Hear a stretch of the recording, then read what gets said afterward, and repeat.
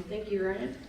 Next, I'd like to introduce Michael Anderson, PMP GISP, and he is a senior project manager on the DataMark team at Michael Baker. Michael has worked in the industry for 33 years with Michael Baker International. He has a Bachelor's of Science degree from Geneva College and has a Master's of Management, Project Management from the University of Pittsburgh. He is a certified project manager professional as well as a certified geographic information system professional. He is a senior project manager within Michael Baker's DataMark team that focuses on NG911 GIS products, solutions, and services.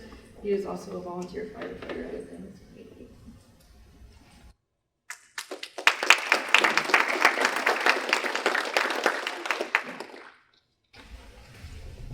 All right, thank you. First, I want to start out. My presentation is your GS Ready for NG911. How many people in the room actually support their public safety people in any way? Got a couple over here. Okay. Yeah, I didn't figure there would be a lot because this is the first year for the track here for the emergency management side. So what I'm going to cover, I'm going to give a little basics about NG911 and the environment. The purple side on the left, when there's an emergency, somebody picks up a cell phone. You maybe have a home phone. You may be calling off a voice over IP. But that left side is where the call initiates. Somebody calls, I have an emergency. It could be a bystander. It could be the person that's having the problem. Where it ends, that call gets to is the PSAP. That's Public Safety Answering Point. That's the 911 center that receives the call and says, I need to dispatch first responders to respond to the incident. What falls in between is really simplified in Next Generation 911 in this graphic, but you see central is the GIS. And we're currently, across the US, we're transitioning to Next Generation 911. So they got dual systems going on. You got your traditional enhanced 911 systems going at the same time that we're transitioning over to this. But what happens with the traditional 911 systems, the GIS is kind of on the outside over there by that CAD. It's just kind of like the map display. But with Next Generation 911 and into the future here, the GIS is going to be in the center of that, making sure that call makes it to that PSAP to make sure first responders get there. So it's an important component in the redesign of the 911 systems. And the reason they've had to do this is because we got mobile devices now. In the old 911 days, you had your home phones. You know, they were static. They had copper wires run into them. They're in a household. They're static. They can say, okay, this is an address you're at. But a mobile phone with your phone extensions and all those sort of things, you can be in California with a Pittsburgh phone extension. And, you know, with the advent of all the mobility that we're having these days, you know, that's why they needed to revamp the systems. So specific to the GIS, NENA is the National Emergency Number Association. They're the professional organization that one of the associations that they develop standards for the next generation GIS model, data model. And the purpose of that is to get standardization across the US, something that everybody can use as a standard so that they can make systems work. You heard him talk about, you know, that we have to have this interconnected, resilient network. That's the same with Next Generation 911. You may have a huge disaster happening, you know, in Pittsburgh, and you need people to get there. And that's what the Next Generation 911, it's the connectedness of us as a nation in the 911 world. So you can get people to a location as quickly as you can to respond to some emergency or disaster or anything like that. So this data model is the data model to follow when you're developing next generation 911 GIS data. And really, there are 7 layers that are required in next generation 911. You got road center lines, you got address points, you have the PSAP boundary, the provisioning boundary, and then you have fire law and EMS emergency service boundaries.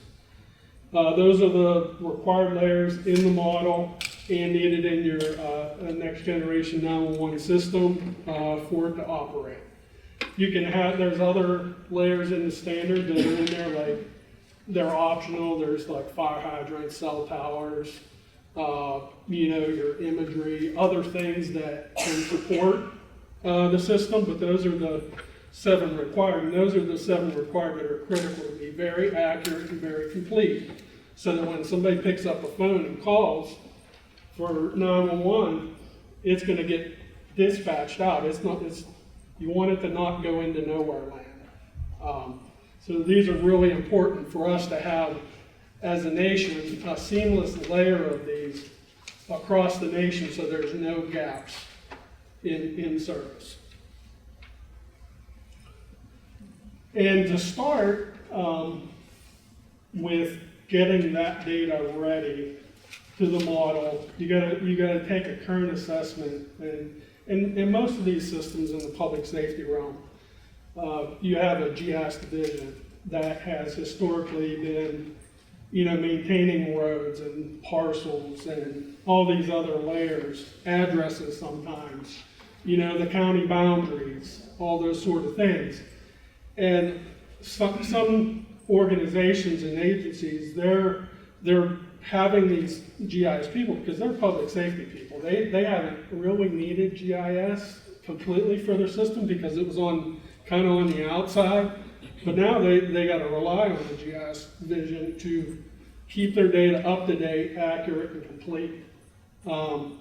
And so it's important because, once again, when somebody picks up the phone to call 911, you want to make sure that public safety answering point gets that phone call to dispatch somebody to a potential life-saving situation.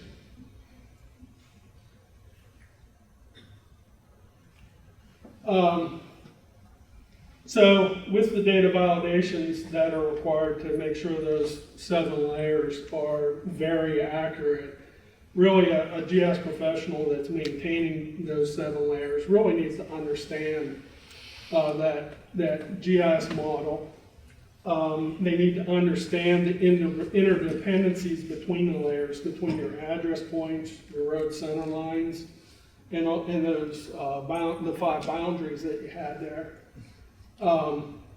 To make sure you know the interactions that are going to occur in the 911 system with each one of those layers, and to make sure that that data is properly built with topologies and with ordering and with the data. As a company, Michael Baker in our Data Mart division, we have a product out that is called VEP Validator. It has about 120 different checks in that software. It's a SaaS offering. Data can get uploaded into it. You can run it, and it'll produce what we call anomalies. You know, you're always going to have something that comes across that maybe isn't really we call it anomalies, but it could be an error in the data. But there's some things that come across like an address point that's out of order. They should go in sequential order up the street. Well, it could have got assigned by whoever assigned an address out of order. And in those cases, you know, that's kind of a false positive. But within our system, you can mark that as an exception, and you won't have to look at that again.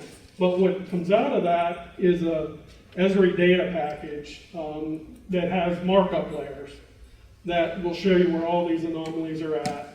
And you can either edit that information in your desktop environment, or we have another subscription that's called VEP Editor. It's a SaaS offering that also you can edit in the web. And that really gets to the data maintenance side of things. You know, the Esri data model, you got your fields, your certain fields, you can see on the left there, or on the right there. You know, that's for, I believe it's road center lines. The data model, there's some things that are mandatory, fields that are mandatory, some are conditional. They could be populated or not populated depending on the situation, and then there's optional ones. But consistent data maintenance is really important, so that when somebody makes the call, the data's there, it's ready, it's current, because we've got changing conditions all the time, new houses being built, roads being reconfigured, and all this, we got changing land going on all around us, and we want to make sure that the 911 system is completely up to date, and there's a focus on the quality of that information that is built. So one other thing about the data, you want to make sure you have a complete data set.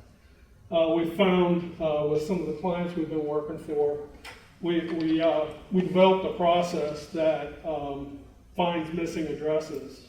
And basically what it does, it corroborates multiple sources of addresses, and it compares it against a master address layer. And what it does, it picks out the ones that aren't in the master layer and says, this is a candidate of a potential missing address. And that whole process, if you get two independent comparison address sources and you have the same address number in both of those, the likelihood of that address, if it's identified not being in the master, the statistical likelihood of that not being in that data set is pretty high.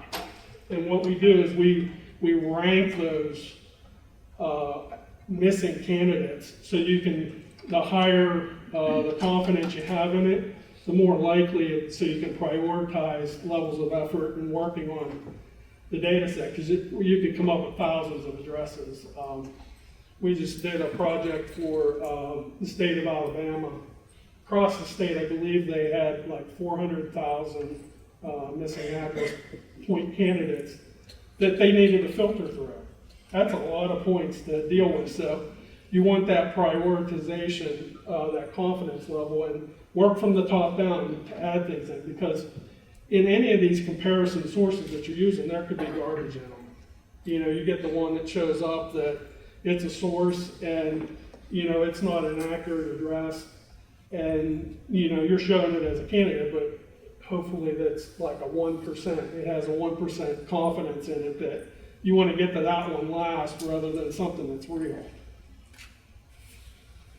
We also provide, we have the USPS database in our application that, you know, it pulls, it indicates that whether something is mailable or not. And when it's mailable, it means somebody's typically living there.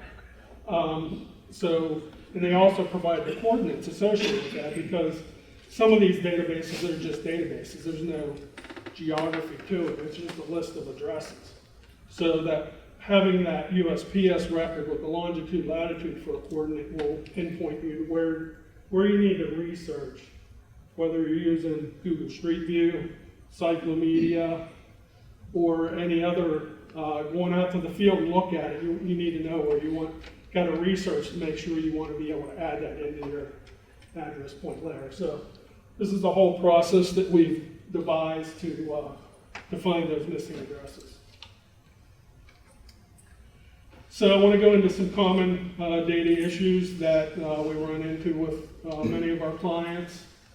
You know, a lot of times when you get a data set from somebody and you take a look at it, it's never to the NENA standard. Exactly.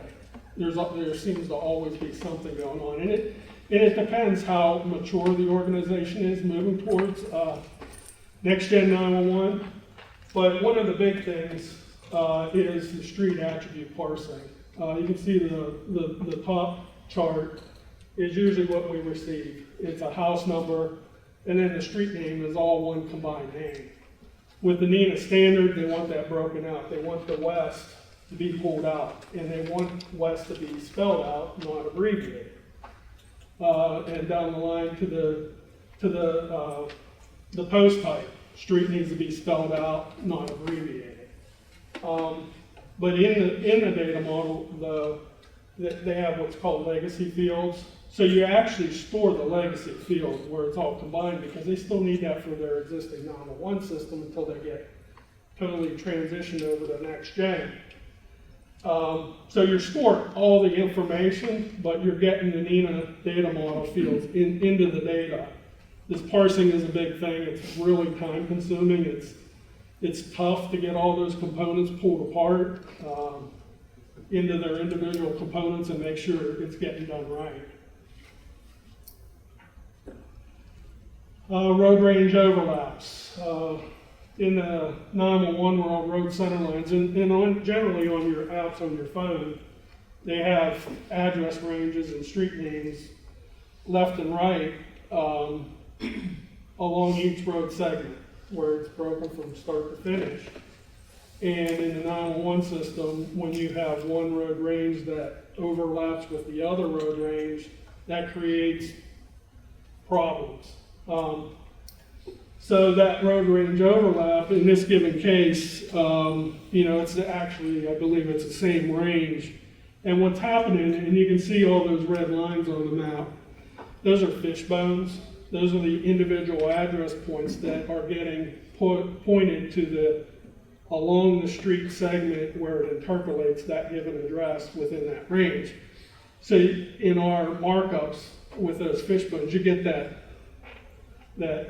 big red blob in the middle. And really what it comes down to, it's not that the individual addresses are incorrect, it's the ranges on overlap. So it takes some deciphering to figure out what the real problem is. And once you fix the one real problem, it resolves everything else in the system. So if you would, in the resolution of this, fix that range, all those red fish bones that are crossing over one another go away, and all the errors. It's kind of really satisfying when you actually make one change and everything. We're all counting counting things we get done every day, and it's really satisfying when all those red fish bones just disappear from the screen. All right, geometry is also important in Next Gen 911. Topology is really important. You want to make sure your street center lines are connected, that you don't have a little gap on those, because otherwise if you go to route an emergency vehicle, it's going to stop at that endpoint because it's not connected to anything else. And it's really critical to getting that call routed to that location. So here's some general inconsistencies that we find in address point geometry. People have built their address layers by putting a centroid in the parcel. And that's okay as a starting point, but typically that's probably not the location that you're going to respond to. It's going to be the structure on the property that you're going to respond to. Entrances to the properties at the drive entrance, sometimes people put those there. Along the property boundary, they put them there. Right on the road segment, and don't differentiate your odd and even side of the streets and where those addresses are. Those are really difficult. You get down the street and you got to figure out what's your odd and even side of the street. Or in the best case scenario is right on top of the structure. But you want to be consistent with where you're putting these things. So it takes time to go through this and make sure you got your address points on the proper structure. And then on parcels, if you drop one single point on the parcel, you can see the thing on the right. If you drop one point on the parcel, it could be 100 conifer circle. There's actually 4 buildings on that property, and each building looks to be broken up into 4 different addresses. So you got one address point in all these buildings. And if you just have that one parcel address, which building is the proper unit to be responding to?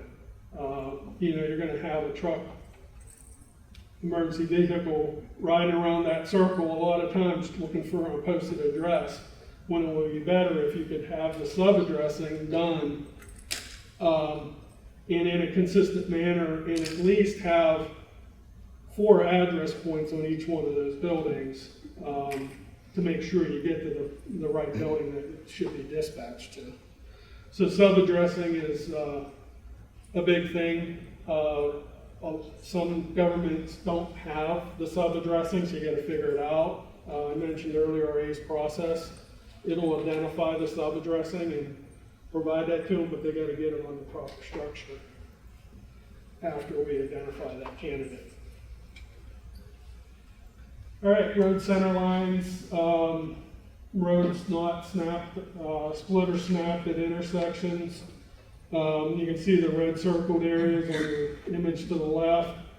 We put arrows on our symbology in our data markups so that the arrows at the end, you can see the one on the bottom left, is that road's not snapped at all. So if somebody routes that emergency vehicle up that street, it's going to stop right before the intersection and not know where to go from that point forward, when it really should be snapped, because it truly is a throughway. Unless that street was gated where you couldn't go through it, which sometimes happens, that should be snapped.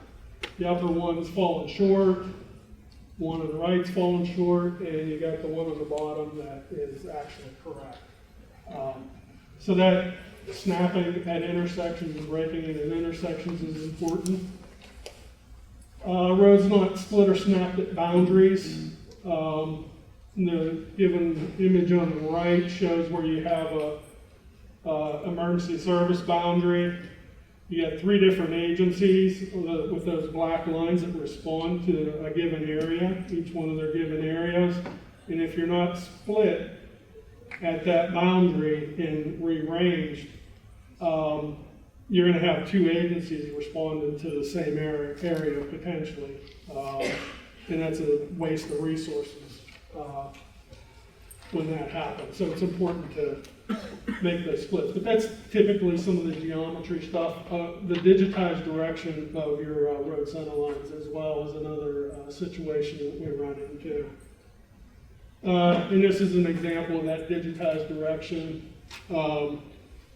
It's showing that road going this way, but the addresses are increasing the opposite direction. So that center line needs to be flipped. And once again, all your little fishbone errors go away once you run your validations, and by one simple fix of a flip of a line, the directionality of a line. And that really shows the interconnectedness that you have between your address points, your road center lines, and your boundaries. Boundary geometry is next. The given situation example I put on the screen there, that white area is showing a gap. So just imagine the light blue area is one law agency, the green area is another law agency, and that poor soul that has that house in that white area, they call 911 with their cell phone in their house, or call from a home phone or something like that. They're going to get nobody responded to them because they fall in a gap in the data. So it's really, these emergency service boundaries are really important to have complete coverage for a PSAP of law, a complete coverage of fire, no gaps or overlaps. Now, for example, that same location, if that was an overlap situation where you got 2 agencies pointing there, 2 law fired up police officers are going to show up at the location. They're going to say, I'm responsible for this. No, I am. You know, and responded to an incident at that location. And you don't want that situation going on. Once again, it's a waste of resources and taxpayer money to have 2 responding agencies where you, in the GIS, had an overlap of your boundaries. All right, kind of to sum things up here, basically, the message here is that if you ever get into supporting your public safety in the GIS and Next Gen 911, you have to have a different mindset to be very proactive. You know, he was talking about emergency preparedness as well. It's the same thing in your GIS.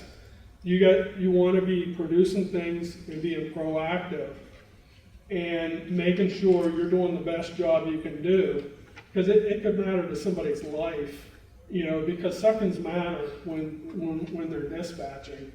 You know, some incidents are more critical than others, but, you know, it could be somebody's life at some given point.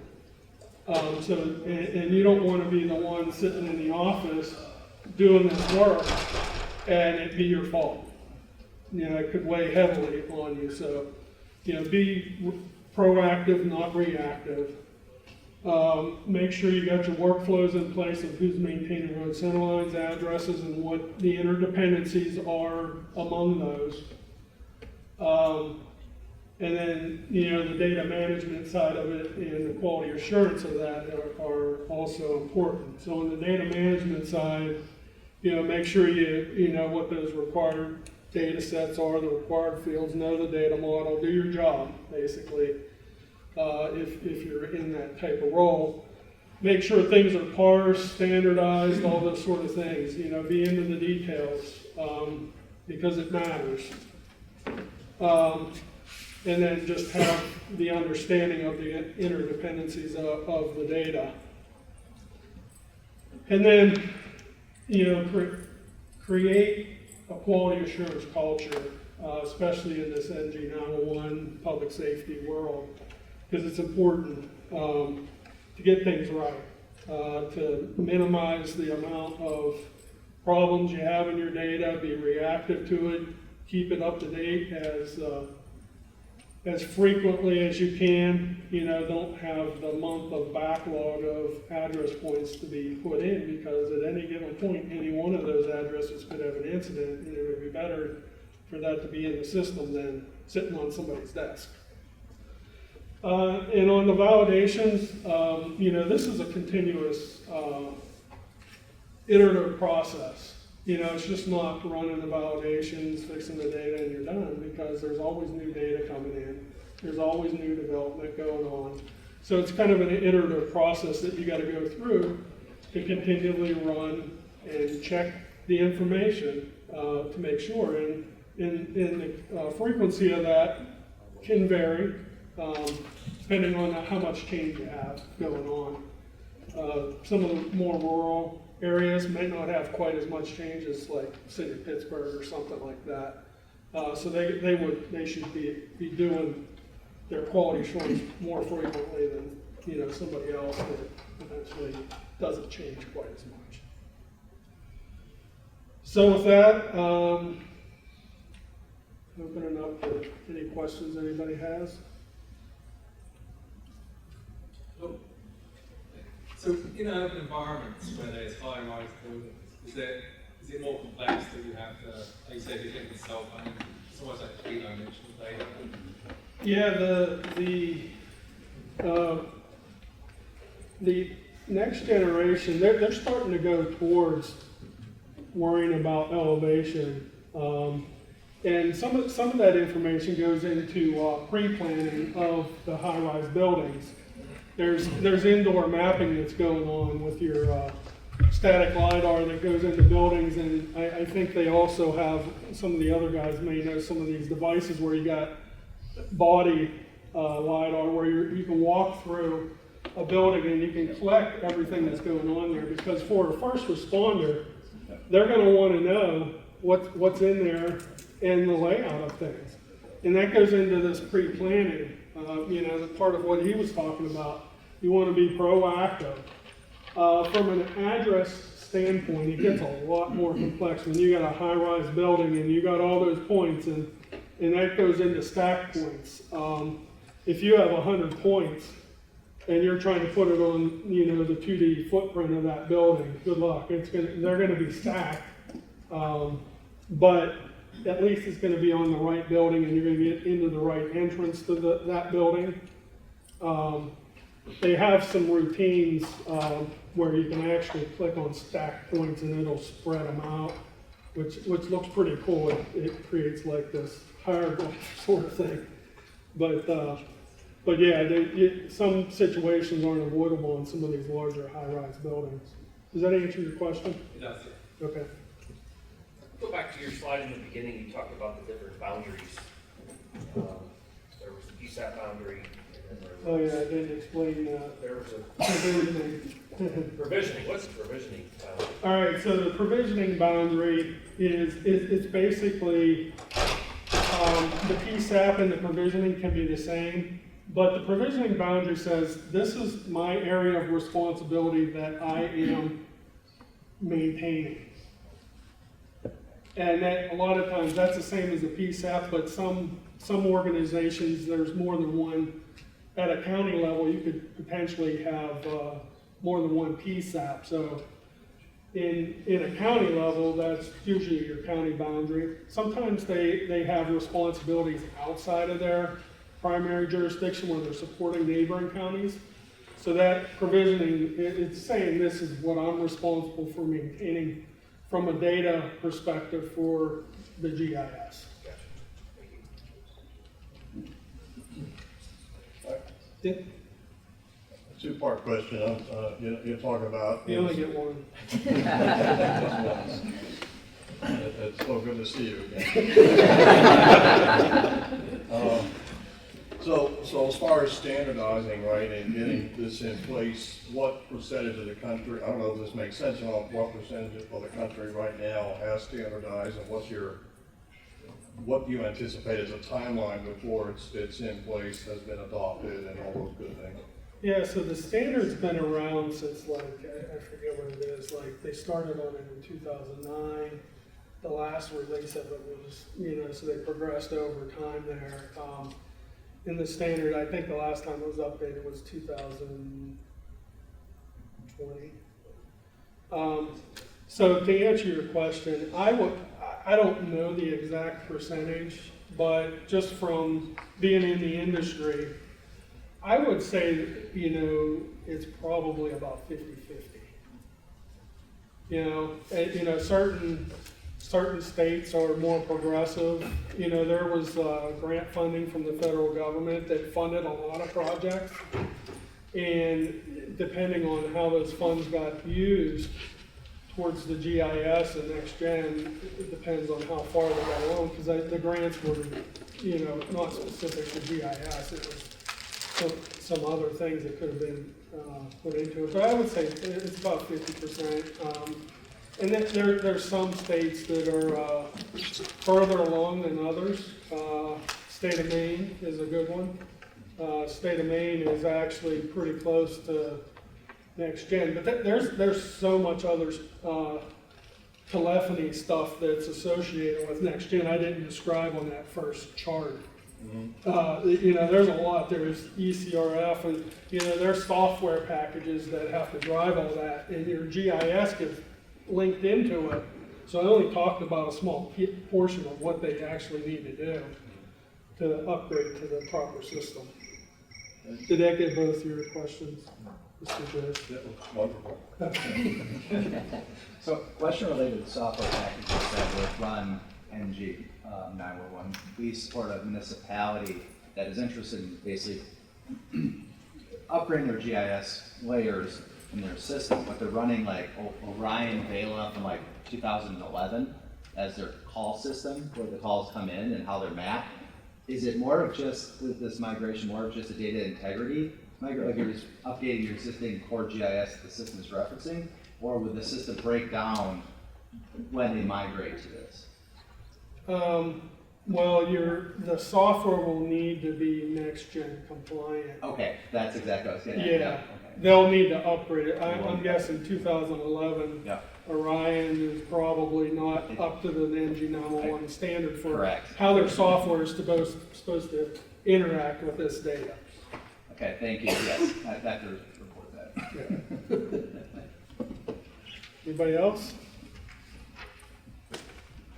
I think I'm getting kicked out.